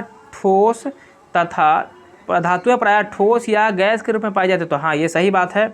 हमारा जितना भी अधातु है वो क्या होता है? गैस के रूप में पाया जाता है। कुछ कुछ है जो ठोस के रूप में पाया जाता है। जैसे तुम्हारा क्या हो गया? जैसे हमारा फास्फोरस हो गया, सल्फर हो गया, है ना, आयोडीन हो गया, ये सब ठोस अवस्था में पाया जाता है। गैस में तो बहुत सारा है, हीलियम है, नियोन है, आर्गन है, क्रिप्टन है, ऑक्सीजन है, फ्लोरीन है, ये सब क्या है? ये सब गैसीय अवस्था में पाया जाता है। और लेकिन एक अपवाद याद रखिएगा, जो द्रव अवस्था में पाया जाता है वो क्या है भैया? तो वो है सर ब्रोमीन। क्या है? ब्रोमीन, जिसका परमाणु संख्या होता है 35। ये नॉर्मल टेम्परेचर पर भी, सामान्य तापमान पर भी ये द्रव अवस्था में पाया जाता है। चलिए, तब जितना क्वेश्चन बन सकता है सब बता रहे हैं इधर। ब्रोमीन एक गैस है। बिल्कुल गलत बात। अभी आपको पता है कि ब्रोमीन एक गैस नहीं है, बल्कि ब्रोमीन एक द्रव है, यानी द्रव अवस्था में मिलता है। और ये एक अधातु है, एकमात्र धातु है जो द्रव अवस्था में पाया जाता है। परमाणु संख्या 35 होता है। 5, कार्बन एक अधातु है। बिल्कुल सही बात है भैया, कार्बन अधातु है जो विभिन्न अपरूपों में पाया जाता है। तो हाँ, बिल्कुल पाया जाता है। जैसे हीरा हो गया, ग्रेफाइट हो गया, ये सब कार्बन का ही अपरूप है। तो ये सही बोल रहा है, इसमें कोई शक नहीं है, शक कर भी नहीं सकते हैं। 6 नंबर, सोडियम धातु कठोर होता है। अरे भाई, पगला है क्या, कठोर कैसे होता है? सोडियम होता है मुलायम। तो ये क्या बोल रहा है? गलत। अगर सोडियम कठोर होता तो क्या आप उसको चाकू से काट पाते? नहीं। तो ये गलत बोल रहा है ना, सोडियम होता है मुलायम। और सोडियम का परमाणु संख्या 11। संकेत Na कहाँ रखते हैं? किरासन तेल में डुबाकर रखते हैं। चाकू से इसको काट सकते हैं? बिल्कुल काट सकते हैं। चलिए आगे बढ़ते हैं। 7 नंबर, धातुओं के ऑक्साइड अम्लीय होते हैं। तो जो धातु के जो ऑक्साइड होता है वो अम्लीय नहीं होता है भाई। जैसे कैल्शियम CaO ये कभी अम्लीय नहीं होगा, ये होगा क्षारीय। यानी धातु का ऑक्साइड होता है क्षारीय, नॉट अम्लीय। ये गलत बोल रहा है भाई साहब। 8, अधातु के ऑक्साइड अम्लीय होता है। तो बिल्कुल सही बात है, जो अधातु का ऑक्साइड होता है वह क्या होता है भैया? अम्लीय होता है। जैसे फॉर एग्जाम्पल CO2, ये है हमारा कार्बन अधातु और ये है उसका ऑक्साइड। तो ये कैसा हो जाएगा? ये हो जाएगा अम्लीय। कैसा हो जाएगा? अम्लीय हो जाएगा। आगे बढ़ो। 9, तो ये हो गया सही, 8 नंबर सही। 9, कुछ धातुओं के ऑक्साइड जल में घुलकर क्षार बनाते हैं। तो देखो ये सही बोल रहा है, क्योंकि आपको पता है कि जो धातु के ऑक्साइड होता है वो क्या होता है? क्षारीय होता है। और जब क्षारीय होता है तो जल में घुलेगा तो क्षार ही बनाएगा। क्या बनाएगा? क्षार ही बनाएगा। तो ये सही बोल रहा है। 10, प्लेटिनम का घनत्व निम्न होता है? तो नहीं, प्लेटिनम का घनत्व निम्न नहीं होता भाई साहब। प्लेटिनम का घनत्व उच्च होता है क्योंकि ये कठोर होता है। ठीक है। 11, आयोडीन में धातुई चमक होती है। एकदम परफेक्ट, एक पैसा गलत नहीं बोला, सही बात है। अतः आयोडीन एक धातु है ना, बिल्कुल ये तो गलत बोल दिया भाई साहब। हम बोले थे आयोडीन भी एक अपवाद में याद रखना, जो अधातु होते हुए भी ये धातुई चमक इसमें पाया जाता है। तो कोई दिक्कत यहाँ तक नहीं ना, तो बस इसको याद रखना। और आयोडीन का परमाणु संख्या कितना होता है? 53, याद रख लीजिएगा कितना? 53। 12, सभी अयस्क खनिज होते हैं। सभी अयस्क खनिज होते हैं। तो ये सही बोल रहा है, सभी अयस्क क्या होता है? खनिज होता है। पर क्या पूछेगा, यहीं से पूछेगा, रुकिए एक सेकंड, पूछेगा क्या सभी खनिज अयस्क है? तो कहना नहीं, कहना नहीं। क्यों सर? क्योंकि हमको पता है कि हम अयस्क जो निकालते हैं वो कहाँ से निकालते हैं? तो वो निकालते हैं खनिज से। कहाँ निकालते हैं? खनिज से। यानी कि हम कह सकते हैं कि सभी अयस्क खनिज है, पर सभी खनिज अयस्क नहीं है। इसको और एक उदाहरण समझते हैं। मान लीजिए कि अयस्क जो है वो क्या है? हमारा पुलिस है। क्या है? पुलिस है। और खनिज क्या है? यह है आदमी। तो हम कह सकते हैं क्या सभी पुलिस आदमी है? तो बिल्कुल यार, जितना भी पुलिस होता है आदमी ही होता है, जानवर थोड़े होता है। अब बोले क्या सभी आदमी पुलिस है? तो बोलेगा नहीं, सब आदमी पुलिस थोड़ा हो सकता है, कुछ हो भी सकता है, कुछ नहीं हो सकता। उसी प्रकार समझो कि कुछ जो सभी अयस्क है वो खनिज तो है, पर सभी खनिज अयस्क नहीं है। उम्मीद करते हैं समझ में आ गया होगा। ठीक है, चलिए आगे। नाइट्रिक ऑक्साइड अधातु का ऑक्साइड होने के कारण अम्लीय होता है। तो नहीं, हाँ, नाइट्रिक ऑक्साइड जो है अधातु तो है। ठीक है, नाइट्रिक ऑक्साइड यानी NaO2 की बात कर रहा है, अधातु तो है, लेकिन इसका जो क्या बोलते हैं, अधातु का ऑक्साइड होने के कारण अम्लीय है। नहीं, अम्लीय ये अलग प्रकृति का होता है, क्षारीय प्रकृति का होता है। ठीक है, तो ये गलत बोल रहा है। ठीक है ना। 14, पारा को छोड़कर सभी धातुएं ठोस होती है। तब बिल्कुल सही बोल रहा है ना, क्योंकि धातु में एक पारा ही है जो द्रव अवस्था में होता है, बाकी जितना भी है सब किस अवस्था में रहता है सर? तो ठोस अवस्था में। धातु सब ठोस अवस्था में ही पाया जाता है। 15, कैल्शियम ऑक्साइड एक सहसंयोजक यौगिक है। कैल्शियम ऑक्साइड यानी CaO। तो देखो ना, सहसंयोजक कहाँ बनता है? अधातु और धातु के बीच में। कैल्शियम धातु का धातु है, तो ये भैया धातु और ये है अधातु, और अधातु और धातु के बीच में बनता है आयनिक बंधन। ये कहता है कि तुम बना रहा सहसंयोजक, ये गलत बोल दिया ना, तो हो गया गलत। मैग्नीशियम क्लोराइड का जलीय विलयन विद्युत का सुचालक होता है। यानी मैग्नीशियम क्लोराइड MgCl2, और विद्युत का सुचालक कब होगा? जब वो आयन में टूटेगा। किसमें टूटेगा? आयन में। तो टूटेगा नहीं, कैसे टूटेगा? मैग्नीशियम जो है धातु है, क्लोरीन है अधातु, यानी ये दान करने वाला है और ये ग्रहण करने वाला है। जब यहाँ पर दान और ग्रहण यानी इलेक्ट्रॉन का स्थानांतरण हो रहा है, मतलब कि ये आयन में बदलेगा। जब आयन में बदलेगा तो जाहिर सी बात है कि उसे लाइन पास करेगा, तो यहाँ विद्युत सुचालक होगा। तो ये हमारा होगा, क्योंकि Mg पर आएगा प्लस, क्लोरीन पर आएगा नेगेटिव। तो प्लस नेगेटिव भैया धनात्मक और ऋणात्मक है, तो आयन बना रहा है तो लाइन पास कर ही जाएगा, क्योंकि इसमें मुक्त इलेक्ट्रॉन होता ही है। और विद्युत का सुचालक होने के लिए भैया लाइन पास करने के लिए मुक्त इलेक्ट्रॉन का होना बहुत जरूरी है। 17, चलिए आगे चलेंगे। 17 कहता है कि आयनिक यौगिक के द्रव्यनांक उच्च होते हैं। तो हाँ, ये सही बात है। जो हमारा आयनिक यौगिक होता है उसका द्रव्यनांक क्या होता है? उच्च होता है, क्योंकि आपको पता है कि आयनिक यौगिक जो है धातु और अधातु के मिलने से बनता है, इसलिए इसका द्रव्यनांक क्या हो जाता है? क्योंकि एक मिश्रण प्रकार से होता है तो इसका उच्च हो जाता है। हाइड्रोजन अणु में हाइड्रोजन के दोनों परमाणु आयनिक बंधन द्वारा जुड़े होते हैं। देखो, हाइड्रोजन के दोनों परमाणु, आपको पता है कि ये दोनों परमाणु जो है ये दोनों एक दूसरे से साझा करके बनता है। कैसे करके बनता है? साझा करके बनता है, यानी साझा करके बन रहा है। ऊपर से ये अधातु, ये भी अधातु, और अधातु अधातु के बीच में कभी भी आयनिक बंधन नहीं बनता है। कैसा बनता है? सहसंयोजक बंधन। तो ये गलत बोल रहा है। क्या बोल रहा है? गलत। प्रायः सभी तत्वों के परमाणु अष्टक नियम का पालन करने की प्रवृत्ति रखते हैं। तो हाँ हाँ हाँ, सही बात सही बात सही बात। हर कोई चाहता है कि हमारे अंतिम कक्षा में, अष्टक नियम का मतलब कि अंतिम कक्षा में 8 हो जाए। कितना हो जाए? 8। हर कोई चाहता है कि हमारे अंतिम कक्षा में 8 इलेक्ट्रॉन हो जाए। तो भैया कौन नहीं चाहता है? तो सब चाहता है। तो परमाणु अष्टक नियम का पालन करने की प्रवृत्ति रखता है, ये सही बोल रहा है। 20 सहसंयोजक यौगिक विद्युत के सुचालक होते हैं। जितना भी सहसंयोजक यौगिक है वो विद्युत का क्या होता है? सुचालक होता है। ये पक्का झूठा इंसान है, एकदम गलत बोल रहा है। अरे आयनिक जो बनाएगा, जो आयनिक यौगिक होगा वही होगा विद्युत का सुचालक। अरे ये कहाँ से करेगा? एक मुक्त इलेक्ट्रॉन होबे करता है। इसमें इलेक्ट्रॉन का साझा के फलस्वरूप बनता है। इसमें इलेक्ट्रॉन का साझा होता है। तो साझा होता है तो प्रॉपर रूप से ले नहीं ना रहा है, तो नहीं ले रहा तो इसमें लाइन पास नहीं करेगा। लेकिन यहाँ आयन बन ही नहीं रहा है।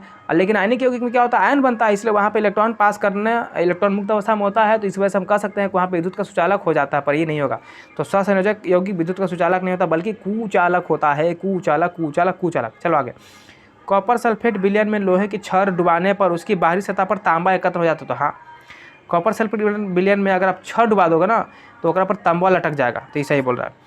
24 कैरेट सोना आभूषण बनाने का काम में आता है? तो ना, 24 कैरेट सोना से आप कभी भी आभूषण नहीं बना सकते हैं। अगर आपको दुकानदार कहता है कि भैया हम शुद्ध सोना दे रहे हैं, तो समझो वो झूठ बोल रहा है। क्योंकि यार 24 कैरेट सोना जो होता है वो लचीला होता है, मुलायम होता है। वो कभी भी उसको हम सोना उसको किसी आकार में ढाल ही नहीं सकते हैं। उसको आकार में ढालने के लिए हम उसमें मिलावट करते हैं। क्या मिलाते हैं सर? तो उसमें या तो तुम चांदी मिला दो या कॉपर मिला दो। अब मिलाओगे तभी कुछ सोना बनेगा। औरत लोग जाता है कि भैया हमको शुद्ध सोना दो, दुकानदार बोलता है कि हाँ ठीक है शुद्ध सोना देंगे, पर दुकानदार को पता है कि शुद्ध सोना से सोना कुछ बन ही नहीं सकता है। चलो 23 नंबर, तो याद रखना, तो वो या तो 22 कैरेट का देगा या 18 कैरेट का देगा सोना, और उसमें कुछ मिलावटी करेगा। 6 2 23 क्रियाशील धातुएं प्राकृतिक में मुक्त अवस्था में पाई जाती है? तो नहीं यार, क्रियाशील जो धातु होता है प्रकृति में कभी भी मुक्त अवस्था में नहीं पाया जाता। वो पहले सवाल में हम बताए थे। तो ये गलत बोल रहा है। क्या बोल रहा है? गलत बोल रहा है। तो चलिए चलते हैं हम नेक्स्ट क्वेश्चन की तरफ। अगला हमारा है अति लघु उत्तरीय प्रश्न। ठीक है, तो देखिए पहला सवाल कहता है 2 धातु एवं 2 अधातु के नाम लिखे। यानी सिंपल है भैया, 2 को यहाँ पर धातु का नाम लिख देना है और 2 को धातु। धातु बहुत सारा बताए हैं, धातु पहचाने का तरीका ही बताए हैं। अंतिम कक्षा में 1 2 3 इलेक्ट्रॉन रहेगा तो धातु होगा, 4 5 6 7 8 रहेगा तो अधातु हो जाएगा। तो धातु जैसे जिसके पहचाने का तरीका बताया था, निंजा टेक्निक एक बताया था, जिसके लास्ट में यम हो, जैसे सोडियम, पोटासियम, कैल्शियम, है ना, एल्युमिनियम, अंत में यम आ रहा ना, तो ये सब क्या धातु है। तो लिख देना, बहुत सब हम बता दिए, 4 5 बता दिए, सोडियम, पोटासियम, एल्युमिनियम, कैल्शियम, है ना, लिथियम, कुछ भी लिख देना। 2 को लिख देना है। और धातु में लिख देना बहुत सारा धातु होता है, जैसे हमारा कार्बन हो गया, नाइट्रोजन हो गया, ऑक्सीजन हो गया, फास्फोरस हो गया, सल्फर हो गया, फ्लोरीन हो गया, बहुत सारा बता दिए। 2 को यहाँ पर लिखना, आप 2 को लिख लीजिएगा। ठीक है। दूसरा, समुद्री जल में पाए जाने वाले एक प्रमुख लवण का नाम बताए। भैया समुद्री जल में जो लवण पाया जाता है वो होता है नमक, NaCl। क्या पाया जाता है? नमक, NaCl। बस इसे को याद रख लेना। और नमक कैसे प्राप्त होता है यार? तो पता है तुमको हम कि बाष्पीकरण विधि के द्वारा हम समुद्र के जल से ही प्राप्त करते हैं नमक। ठीक है, NaCl, जिसमें क्या है पोटेशियम आयोडाइड मिला करके हम इसको आयोडीन युक्त बना देते हैं। 3, किसी अधातु का नाम लिखें जो साधारण ताप पर द्रव अवस्था में रहती है। ऐसा कौन सा धातु है? अधातु बोला ना, अधातु ब्रोमीन, जिसका होता है 35, और ये जो है तरल अवस्था में पाया जाता है, द्रव अवस्था में पाया जाता है। लेकिन अगर यही पूछ देता यहाँ पर धातु, क्या पूछता? यहीं पर अगर आपसे पूछ देता धातु तो हमारा क्या हो जाता? पारा। क्या हो जाता? पारा। चलिए चलते हैं नेक्स्ट क्वेश्चन की तरफ। चलिए हमारा नेक्स्ट क्वेश्चन है 4 नंबर का आता है, एक अधातु का नाम लिखें जो वायु के संपर्क में आने पर जल उठती है। ठीक है ना, वायु के संपर्क क्या होती है? आने पर जल उठती है। ठीक है, तो याद रखिएगा फास्फोरस, जिसका संकेत होता है P। क्या होता है? P। परमाणु संख्या होता है 15। क्या होता है? 15। फास्फोरस इतना खतरनाक है, अरे यह धातु है जो वायु के संपर्क में आएगा तो जल जाएगा। इसलिए इसको हम कहाँ जमा कर रखते हैं? पानी के अंदर। जो सफ़ेद फास्फोरस होता है ना वो बड़ा ही खतरनाक होता है। ठीक है, तो समझिएगा, ये जो माचिस में लगाते हैं आप लोग लाल फास्फोरस होता है, भूरा फास्फोरस, ये वाला नहीं। ठीक है, वो सफ़ेद फास्फोरस होता है जिसको हम पानी में जमा करके रखते हैं। वो वायु के संपर्क में जैसे ही आएगा तो वो जल उठता है, इसलिए काफ़ी खतरनाक होता है, तो इसको याद रख लीजिएगा। 5, कौन सी अधातु विद्युत का सुचालक होती है? यहाँ पे अधातु बोला, वैसे तो धातु विद्युत का सुचालक होता है और अधातु कुचालक होता है, लेकिन हम एक अपवाद बताए थे, जो विद्युत का सुचालक होता है उसका क्या नाम है था? वो बोले थे ग्रेफाइट। क्या बोले थे? ग्रेफाइट। यानी ग्रेफाइट जो है वो विद्युत का सुचालक होता है अधातु होते हुए भी। तो यहाँ पे लिख दीजिएगा 5 नंबर में ग्रेफाइट। 6 नंबर, क्या सभी खनिज अयस्क होते हैं? अभी हम आपको सब समझाए थे कि सभी अयस्क खनिज होता है, लेकिन सभी खनिज अयस्क नहीं होता है। तो ये गलत बात है। तो क्या लिखना है कि नहीं, सभी खनिज अयस्क नहीं होते हैं। हाँ, कुछ कुछ खनिज जो है वो अयस्क होते हैं, पर सभी नहीं होते हैं। 7 नंबर, वुल्फ्राम किस अयस्क में विद्वान रहता है? अभी वुल्फ्राम क्या है? तो वुल्फ्राम एक प्रकार का अशुद्धि है। क्या है? अशुद्धि है। जो सर कहाँ मिलता है? तो ये टीन के अयस्क में पाया जाता है। उसका नाम क्या है सर? टीन के अयस्क क्या है सर? तो टीन के अयस्क का नाम होता है टीन स्टोन। तो लिखिएगा जवाब में कि वुल्फ्राम अयस्क जो है टीन स्टोन में विद्वान होता है। यानी जवाब हमारा होगा टीन स्टोन। क्या होगा? Tin stone. ठीक है ना जी? कौन सा स्टोन? Tin stone. कोई दिक्कत है यहाँ तक? नहीं। आगे बढ़ते हैं। 8 नंबर, क्या लोहे में जंग लगना ऑक्सीकरण है? तो हाँ बिल्कुल, क्योंकि हमको पता है कि लोहे को जंग लगाने के लिए, और जंग का सूत्र होता है भैया, पूछेगा तो लिख लेना, याद कर लेना, Fe2O3।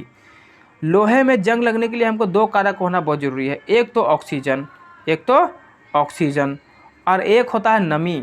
ये 2 चीज़ मिलेगा भाई साहब इसको, ये पक्का जंग पकड़ेगा, 100% जंग पकड़ेगा। ठीक है, तो ये आपको ध्यान में रखना है। तो लोहे का जंग लगना ऑक्सीकरण प्रक्रिया, तो जवाब में लिखिएगा हाँ। क्या लिखिएगा? हाँ। 9, मिश्र धातु क्या है? अब मिश्र धातु का परिभाषा आपको हम बता चुके हैं, लेकिन बोलते हैं, ध्यान से सुनिएगा और उसको लिख लीजिएगा। लिखिएगा कि जब, लिखिएगा कि एक या एक से अधिक धातु मिलने पर नए पदार्थ का निर्माण होता है, उसे क्या कहते हैं? मिश्र धातु कहते हैं।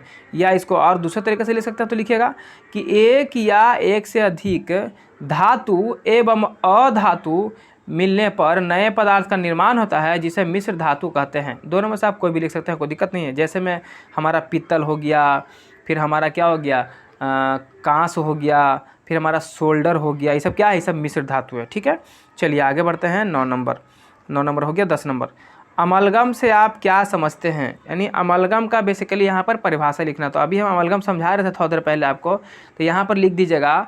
क्या लिखिएगा सर?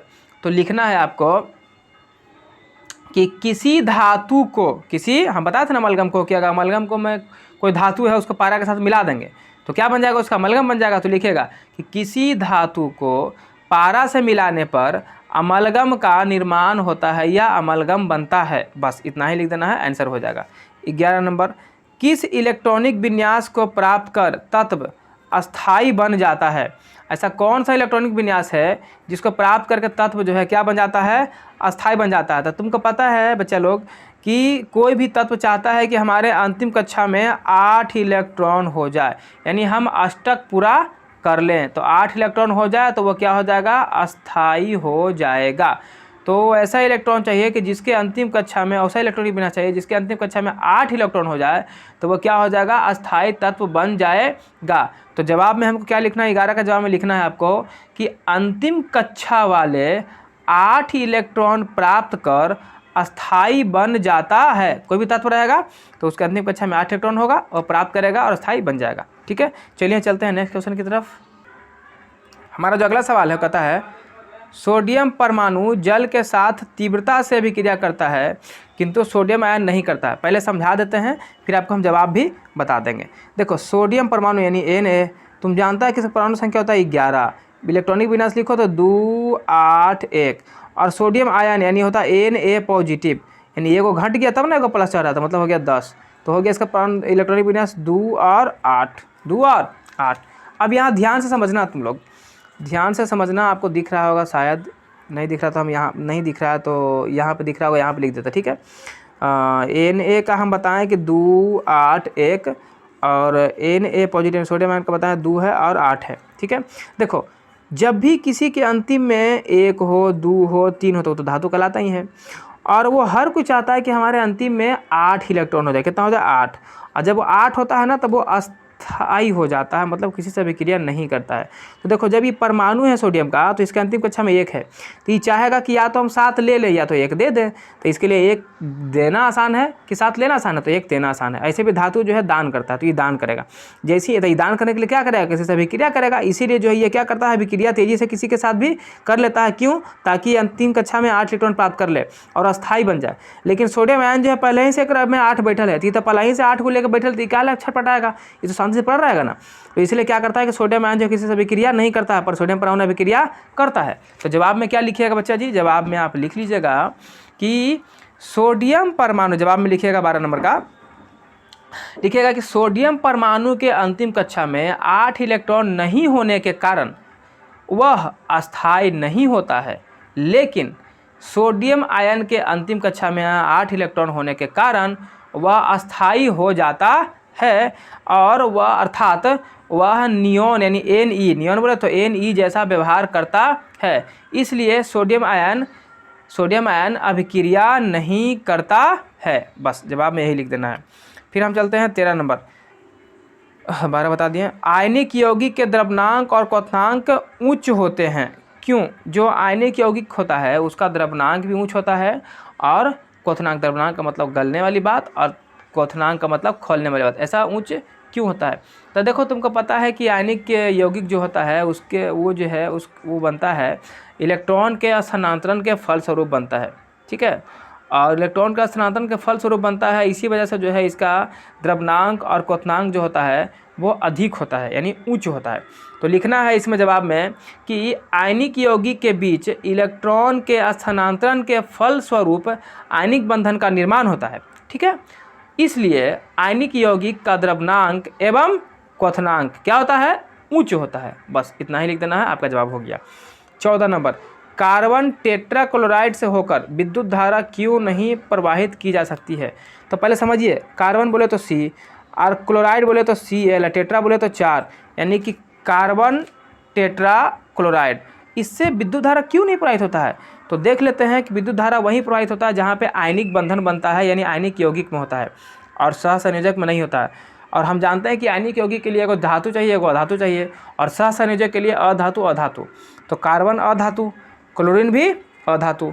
अधातु के बीच में जो बॉन्ड बनेगा तो बनेगा सहसंयोजक बंधन यानी सहसंयोजक यौगिक ही हो गया। और जब सहसंयोजक यौगिक हो गया तो इसमें लाइन पास होता ही नहीं है। तो हम यहाँ पर लिख देंगे जवाब में, क्या लिखेंगे सर? लिखेंगे कि कार्बन टेट्राक्लोराइड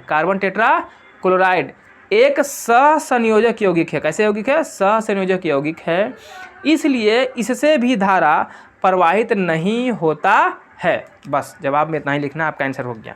15, आयनिक बंधनों में आयनों के बीच किस प्रकार का बंधन कार्य करता है ना? किस प्रकार का बंधन क्या करता है? किस प्रकार का बंधन, यहाँ पे लिखा हुआ कार्य, ठीक है, कार्य करता है। तो देखिए आयनिक बंधन लिखना है कि आयनिक बंधनों में आयनों के बीच वैद्युत संयोजक बंधन कार्य करता है। जवाब में लिख देना है, आपका आंसर हो जाएगा। और आयनिक बंधन का ही दूसरा नाम है वैद्युत संयोजक बंधन, याद रखिएगा, ठीक है। तो आयनिक बंधनों में आयनों के बीच वैद्युत संयोजक बंधन कार्य करता है। जवाब हमारा हो गया 16। नाइट्रोजन अणु में कितने सहसंयोजक बंधन होते हैं? जो नाइट्रोजन अणु होते हैं उसमें कितने सहसंयोजक बंधन होते हैं? तो नाइट्रोजन यानी N2, कितना N2, इसका होता है 7, यानी कि इलेक्ट्रॉनिक बैलेंस लिखो तो 2 और 5, यानी इसको अंतिम कक्षा में 8 पूरा करने के लिए 3 को चाहिए। कितना चाहिए? 3 इलेक्ट्रॉन चाहिए। यानी कि ये क्या करेगा? तो ये क्या करेगा? किसी से 3 इलेक्ट्रॉन क्या करेगा भैया? ये किसी से पैंचा लेगा। पैंचा क्या लेगा कि नाइट्रोजन के बीच में 3 इलेक्ट्रॉन का क्या हो जाएगा? साझा हो जाएगा। जैसे देखो इसका 3 को और दूसरा का नाइट्रोजन का 3 को, ये दोनों जाके क्या कर लेगा? मिल जाएगा, तो बना लेगा लास्ट में N2। क्या बना लेगा? यानी यहाँ पर 3 कितना इलेक्ट्रॉन का साझा हो रहा है? तो 3 को सहसंयोजक बंधन क्या हो रहा है? साझा हो रहा है, मतलब सहसंयोजक बंधन बन रहा है। तो यहाँ पर जवाब में लिखिएगा कि त्रिसहसंयोजक बंधन, ठीक है। चलिए चलते हैं हम 17 नंबर क्वेश्चन की तरफ। रासायनिक अभिक्रिया में कौन से इलेक्ट्रॉन भाग लेते हैं? जाहिर सी बात है कि जब भी रासायनिक अभिक्रिया होगा तो उसके अंतिम कक्षा में जो इलेक्ट्रॉन होगा वही भाग लेता है। अरे यार, बॉर्डर पे लड़ता है तो बॉर्डर वाला 12 ही ना है, बाकी घर में तो नेता मंत्री बैठा ही है। तो लड़ाई कौन करता है? बॉर्डर पर रहने वाला, बाहर रहने वाला। तो अंतिम कक्षा में रहने वाला ही लड़ता है, और अंतिम कक्षा में जो रहता है उसको क्या बोलते हैं? उसको बोलते हैं संयोजी इलेक्ट्रॉन। क्या बोलते हैं? तो जवाब हमारा 17 का हो जाएगा संयोजी इलेक्ट्रॉन। अब हम चलेंगे नेक्स्ट क्वेश्चन की तरफ। 18 नंबर का था कि रासायनिक बंधन मुख्यतः कितने प्रकार के होते हैं? तो भैया रासायनिक बंधन बताए थे, रासायनिक बंधन मुख्यतः 2 प्रकार के होते हैं। कितने प्रकार के होते हैं? 2 प्रकार। कौन कौन? एक तो होता है आयनिक बंधन, जिसको हम वैद्युत संयोजक बंधन बोलते हैं, और एक होता है सहसंयोजक बंधन। ये 2 प्रकार के होते हैं। बस दोनों का क्या करना है भैया? नाम लिख देना है। आयनिक बंधन और सहसंयोजक बंधन लिख देना है, जवाब हो जाएगा। 19 नंबर, एक परमाणु से दूसरे पर, और हम बताए थे आयनिक बंधन जो है धातु अधातु के बीच बनता है, सहसंयोजक बंधन जो है अधातु अधातु के बीच बनता है। 19 नंबर, एक परमाणु से दूसरे परमाणु में इलेक्ट्रॉन का स्थानांतरण से किस प्रकार का बंधन बनता है? तो इलेक्ट्रॉन का स्थानांतरण हो रहा है, मतलब आयनिक बंधन बन रहा है। कैसा बंधन बन रहा है? आयनिक बंधन बन रहा है। अगर बोलता है इलेक्ट्रॉन का साझा हो रहा है तो बोलते हैं सहसंयोजक बंधन बन रहा है। यहाँ लिख देना है आयनिक बंधन। क्या लिखना है? आयनिक बंधन। 20, दो परमाणुओं के बीच इलेक्ट्रॉन का साझा होने पर किस प्रकार का बंधन बनता है? पूछे दिया। तो जब साझा हो रहा है ना, तो साझा हो रहा है मतलब सहसंयोजक बंधन, सहसंयोजक बंधन। 21, द्विबंध वाले किसी अणु का उदाहरण दे, मतलब जिसके बीच में द्विग बंधन बनता था, वो है भैया ऑक्सीजन। क्या है? ऑक्सीजन। क्योंकि ऑक्सीजन के अंतिम कक्षा में होता है 6 इलेक्ट्रॉन, यानी इसको पूरा करने के लिए अष्टक 2 को चाहिए। तो 2 को क्या करेगा? 2 इलेक्ट्रॉन का इधर क्या करेगा? साझा करेगा। यानी ऑक्सीजन के बीच में 2 इलेक्ट्रॉन का क्या हो जाएगा? साझा, मतलब ये डबल बॉन्ड बना के जुड़ जाएगा। ये सब सारा बहुत अच्छे से वीडियो में समझा है। प्लीज़ आपसे रिक्वेस्ट है कि आप एक बार वीडियो को जरूर जा करके देखिए, आपको काफ़ी अच्छे से समझ में आएगा और मज़ा भी आएगा। 22, त्रिबंध वाले किसी अणु का उदाहरण। त्रिबंध अभी ऊपर समझा रहे थे आपको नाइट्रोजन के बारे में। तो नाइट्रोजन यानी N2 जो है, इसमें त्रिबंध बनता है। कैसा बनता है? त्रिबंध। तो नाइट्रोजन हमारा जवाब हो जाएगा। 23, निम्नलिखित यौगिकों में बंधन की प्रकृति बताएं। बंधन की क्या बताएं? प्रकृति, मतलब कैसा बंधन बनेगा। देखो अमोनिया का होता है NH3। तो देखो नाइट्रोजन अधातु, हाइड्रोजन अधातु, और अधातु के बीच में बनता है सहसंयोजक बंधन। तो यहाँ लिखना है सहसंयोजक बंधन। दूसरा, कार्बन डाइऑक्साइड यानी CO2, कार्बन भी अधातु, ऑक्सीजन भी अधातु के बीच में बनता है सहसंयोजक बंधक।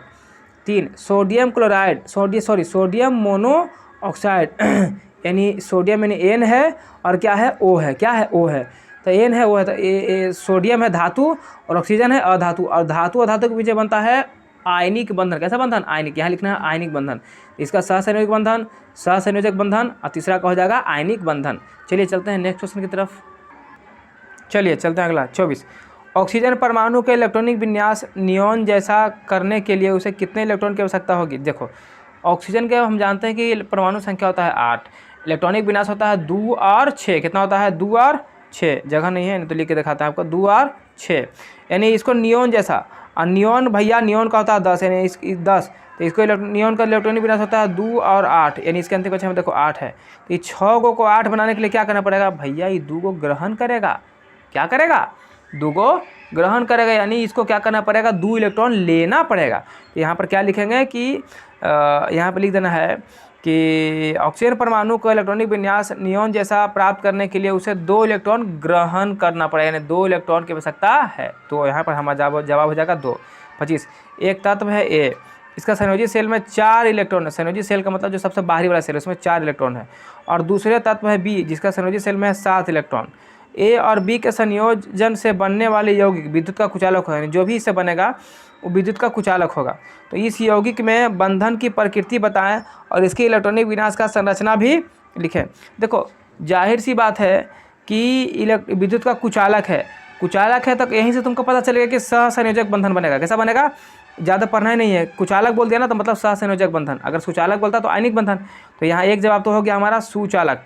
तो प्रकृति में क्या हो जाएगा? सुचालक। यहाँ पर लिखना है प्रकृति में लिखना सहसंयोजक बंधक। और फिर क्या बोला है? ये बोला है कि इसको दिखाओ। क्या करो? दिखाओ हमको कि ये कैसे बनता है। तो इसको कहाँ पर दिखाएं? आपको दिखाते हैं, एक सेकंड रुकिए। देखिए आपको यहाँ पर समझाते हैं, ठीक है। एक था A और एक था B। A में बोला कि इसके अंतिम कक्षा में 4 इलेक्ट्रॉन। कितना इलेक्ट्रॉन है? 4। बाहरी कक्षा में कितना है? 4। और B में बोला कि इसके कितना है? 7। कितना है? 7। B में है हमारा 7, है ना, 2 4 6 1 7। B में कितने हैं जी? 7 है। और हमको पता है कि ये पहले से पता चल गया कि भैया दोनों अधातु है, यानी दोनों को देगा नहीं, साझा करेगा। साझा करेगा मतलब क्या हो गया सर? साझा करेगा मतलब कि सर ये क्या करने वाला है? ये साझा करेगा और साझा करके अपना काम करने वाला है। ताकि तो साझा करने के लिए दोनों क्या करेगा? देखो इसको भी चाहिए अंतिम कक्षा में 8 और इसको चाहिए अंतिम कक्षा में 8। तो इसको तो पहले से 7 है, तो इसको 8 पूरा करने के लिए कितना चाहिए? 1 चाहिए। तो इसका से कहेगा भैया तू अपने 1 इलेक्ट्रॉन हमारा दे दे, है ना। तो इसका 1 इलेक्ट्रॉन ले लेगा, इसे घेर लेगा, अपना क्या कर लेगा? इस तरीके से घेर लेगा, ठीक है। तो ये घेर लिया तो इसका हो गया 8 पूरा। तो ये कहेगा तो हमको भी तो चाहिए, तो ये क्या करेगा, ये तो पहले से इसका 4 है, यानी इसको 4 को और चाहिए, तो ये क्या करेगा, ये 4 को अपना लेगा, 4 को इसका घेर लेगा। ठीक है, इस तरीके से थोड़ा आकृति गलत बन गया है। ठीक है, ये 4 ही ले, कितना लेगा, इस तरीके से लेगा 4। देखो 1 2 3 1 4, यानी यहाँ से ले लेते हैं। ठीक है, इस तरीके से देखो ये तो 4 और 4 क्या हो गया 8, यानी दोनों क्या कर ले साझा। ये डायग्राम आपको बना कर क्या कर देना है, वहाँ पे दिखा देना। आप ऐसे नहीं बनाइएगा, आप इसको बना दीजिएगा अच्छे से एकदम साफ साफ। 4 इलेक्ट्रॉन यहाँ पर, 1 इलेक्ट्रॉन आगे कर दीजिएगा, इसका 7 को बना लीजिएगा, इसका 1 को लेकर इसका छेक दीजिएगा, और 4 को इसका, 4 को इसका लेके से छेक लीजिएगा। बस यही फिगर बना देना, वहाँ पर आंसर आपका हो जाएगा। ठीक है, चलिए चलते हैं आगे हम। अगला सवाल कहता है कि एक यौगिक ए और एल्युमिनियम का उपयोग, एक यौगिक है ए और एल्युमिनियम, ये दोनों का उपयोग हो रहा है रेल लाइन जोड़ने में। आप लोग देखा होगा कि रेल लाइन जो होता है कब के बीच में फटा हुआ रहता है ना, उसको जोड़ने में भी कुछ उपयोग होता है। किस यौगिक का होता है, तो यौगिक ए की पहचान करते, वही ए यौगिक को क्या करना है बताना। चलिए चलते हैं आपको लेके हम बुक की तरफ। चलिए आपको फिगर दिखता होगा, देखिए ये जो पटरी है, पटरी के बीच में दरार आ गया है, और इस दरार को कैसे भरा जाता है, इसके भरने के लिए हम आपको बताते हैं ये किस तरीके से किया था। चलिए दिखाते हैं आपको हम। देखिए क्या यहाँ पढ़िए, इस विधि का उपयोग कर फेरिक ऑक्साइड यानी Fe2O3 तथा एल्युमिनियम के मिश्रण से प्राप्त द्रवित लोहा, यानी ये दोनों को क्या करते हैं, मिला के गर्म करते हैं, गला देते हैं। तो जो द्रवित लोहा प्राप्त होता है उसको मशीन के छिद्रों तथा रेल पटरियों के परे दरारों में भर दिया जाता है, और वो क्या हो जाता है, जम जाता है। चलिए, तो यहाँ पर हमसे पूछा था कि एल्युमिनियम के साथ कौन सा चीज़ मिलाया जा रहा था, उसकी पहचान करना है। तो आप ये दिखाएं, आपको यहाँ पर क्या लिख दीजिएगा Fe2O3, यही ना था, जो इसको मिला करके एल्युमिनियम को गर्म कर रहा था, पिघला के उसमें डाल दे रहा था, और जमने के बाद वो ठोस हो जा रहा था। 27 धातु के निष्कर्षण में सल्फाइड और कार्बोनेट अयस्क को धातु के ऑक्साइड में परिवर्तित करना पड़ता है, क्यों। यानी धातु के निष्कर्षण, जब हम धातु का निष्कर्षण करते हैं तो उसको सल्फाइड और कार्बोनेट अयस्क जो होता है उसको धातु के ऑक्साइड में हम क्यों बदलते हैं, है ना, इसका कारण पूछा है। तो देखो क्यों बदलते हैं हम उसको तुमको बता देते हैं। ठीक है ना, लिखना है आपको यहाँ पर 27 का जवाब बताते हैं आपको कि लिखना है। यहाँ पर लिखिएगा कि जो सल्फाइड होता है और जो कार्बोनेट अयस्क होता है उसका हम क्या कर देते हैं भैया, अपकरण। क्या करते हैं, अपकरण। और अपकरण करने के लिए हमको क्या करना पड़ता है कि सल्फाइड और कार्बोनेट अयस्क को धातु के ऑक्साइड में बदलना एकदम जरूरी हो जाता है।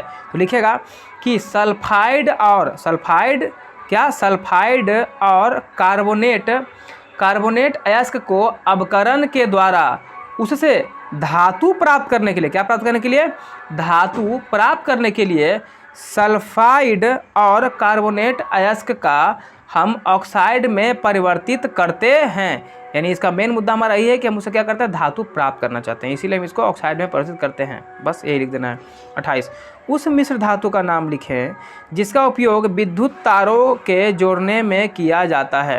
यानी ऐसा क्या है जिसको हम विद्युत तार में जोड़ते हैं, तो उसका जवाब में लिख लीजिएगा सोल्डर। आप लोग कभी देखते होंगे तार छूट जाता है तो दुकानदार के पास बोलते हैं, इलेक्ट्रॉनिक दुकान में जाके भैया सोल्डिंग कर दो, तो ये है सोल्डर। सोल्डर में क्या होता है सर, किसका मिश्रण है सर, तो ये है सर शीशा और टीन, शीशा और टीन। और ये 50-50% पे दोनों मिला होता है, 50-50% पे होता है सोल्डर। तो चलिए वीडियो काफ़ी लंबा हो जाएगा, और बाकी इसका हम नेक्स्ट पार्ट लेके आएंगे, उसमें हम आपको लघु उत्तरीय करा देंगे ये वाला। ठीक है ना, इसमें यहीं तक रखते हैं। तो चैनल पर जो लोग नए हैं प्लीज़ चैनल को सब्सक्राइब कर लीजिए, और दोस्तों में शेयर करना बिल्कुल ना भूलें। और वो भी हम कल जो अपलोड कर देंगे, ठीक है, पक्का कल कर देंगे। तो आज के लिए इतना ही रखते हैं, बाकी मिलते हैं नेक्स्ट वीडियो में, तब तक के लिए जय हिंद, जय भारत।